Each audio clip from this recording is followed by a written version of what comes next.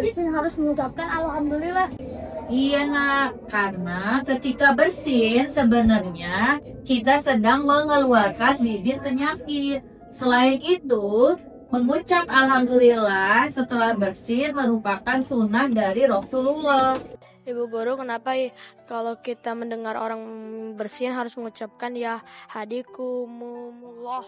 Nah, anak-anak, itulah indahnya agama Islam. Kita saling mendoakan sama seperti ketika mengucap salam. Dengan mendoakan orang yang sedang bersin, kita mengucap alhamdulillah, kita doakan semoga dia sehat dan mudah-mudahan Allah memberikan juga kesehatan kepada kita semua. Jadi Rasulullah itu mengajarkan banyak kebaikan ya? Betul banget. Nah, ada yang ingat ayat tentang Rasulullah sebagai suri teladan yang baik? Kamu tahu Bu Guru? Iya, bacakan. Azab ayat 21. Laqad kana lakum fi Rasulillahi uswatun hasanatun liman kana yarjullaha wal yawmal akhir wa dzakarallaha katsiran. Iya, ada yang tahu artinya enggak? Bu Guru, Ya, silakan Kenan. bila ada pada diri Rasulullah suri teladan yang baik bagimu, yaitu orang yang mengharap rahmat dan yang banyak menyebut nama Allah. Masya Allah, alhamdulillah, semoga kita semua selalu bisa meneladani apa yang sudah dicontohkan oleh Rasulullah. Sebenarnya masih banyak loh beberapa hal yang kita anggap sepele, biasa gitu ya, tapi ternyata dilarang oleh Rasulullah. Seperti apa contohnya itu? Muda jiwa selamanya muda, kisah kita abadi selamanya. Muda jiwa selamanya muda, kisah kita abadi selamanya.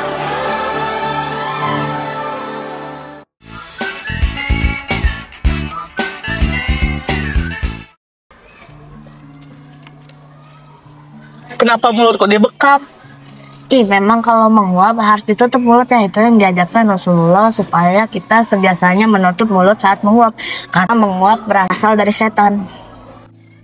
Iya, makanya dianjurkan juga sehabis menguap kita membaca A'udzubillahi minasyaitonirrajim.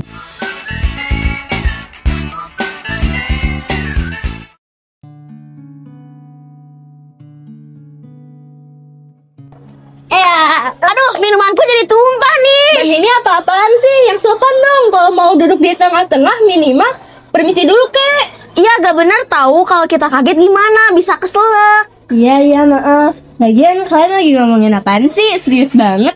Rahasia.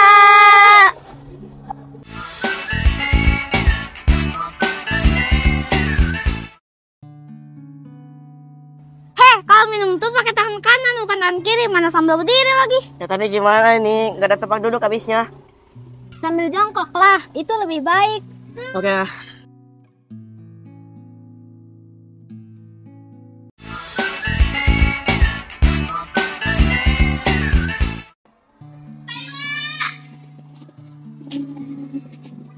Kaki kamu lagi sakit? Enggak.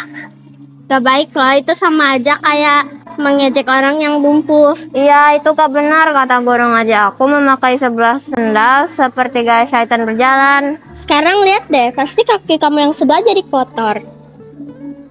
Iya ya.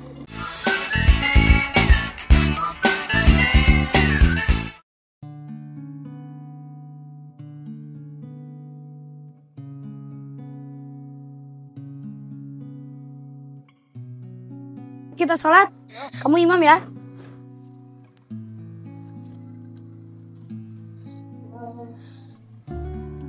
Sholli wardu. Oh.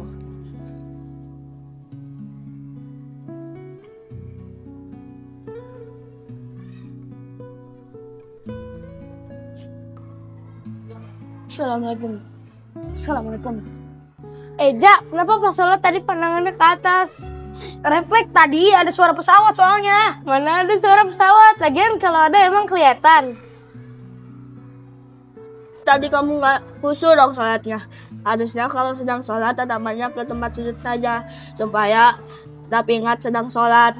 Iya, iya.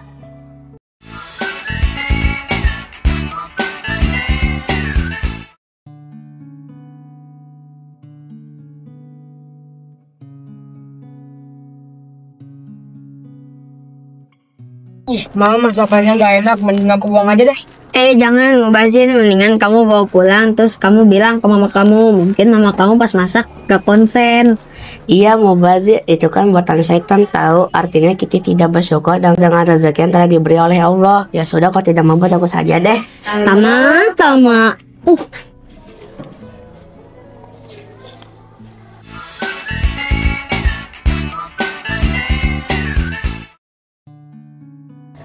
Nanti kita kerja kelompoknya mau di rumah siapa? Rumah aku aja.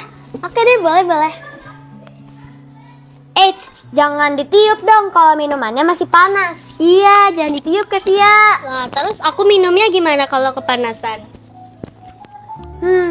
Kipasin dulu aja. Atau kalau minuman, ambil lagi 1 gelas, lalu dipindahkan secara selang-seling sampai agak dingin. Lalu diminum deh. Ya, malah diminum.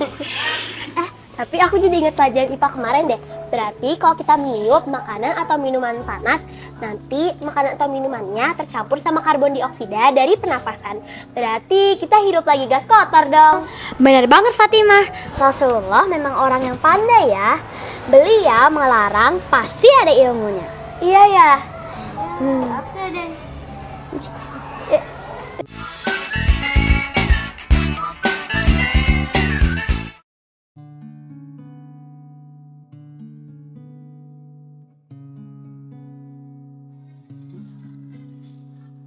Gia ngegoda aja jadi batal kan sholatnya. Ya udah sih, sholat mah khusyuk aja kali. Iya nih, kamu kan gak usah ada niatan buat godain sholat kita. Iya, tahu gak ngegodain orang sholat itu sama aja seperti perbuatan setan yang gak suka kita ibadah. Lah, berarti aku dosa dong. Iya.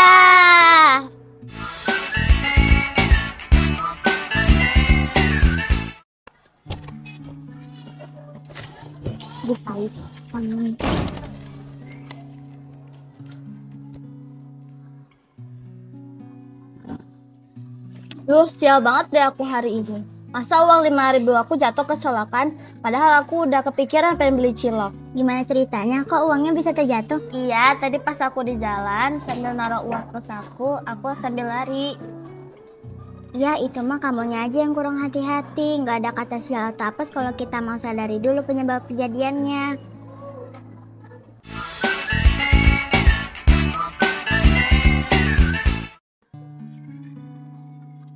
Wih, sepatu baru ya Ila? Ya ini diimpor dari Eropa.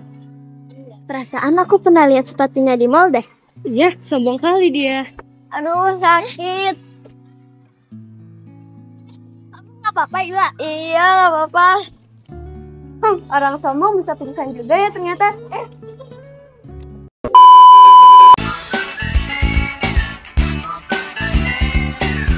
Teman-teman, itulah kejadian-kejadian yang kita anggap biasa atau sepele. Tetapi sebenarnya itu dilarang oleh Rasulullah.